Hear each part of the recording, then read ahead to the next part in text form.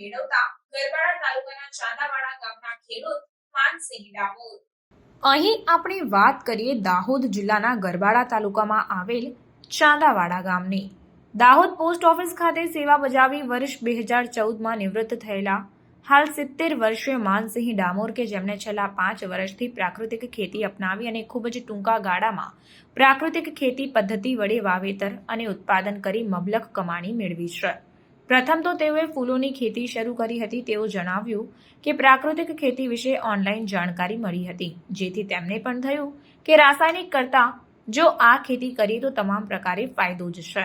પછી પ્રાકૃતિક ખેતીની શરૂઆત કરી તેમ માનસિંહ ડામોરે જણાવતા ઉમેર્યું કે દેશી બિયારણ અને પ્રાકૃતિક ખેતી વડે તેઓ હાલ દાડમ, ગલકા, દૂધી, તુરિયા, ગવાર, કેળ, સરગવો, રીંગણ, મરચા, હળદર, બીટ, પપૈયા, સફેદ હળદર, રતાળુ, ગરાડુ, 2 જાતના સફરજન, 3 જાતના જામફળ, 3 જાતના લીંબુ, અળવી, શેરડી, ભીંડા, ચોળી જેવા અનેકવિધ શાકભાજી તેમજ ફળોનો પાક તેઓ પોતાની 1 એકર જમીનમાં લઈ વાર્ષિક 3 થી 3,50,000 સુધીની આવક મેળવે છે।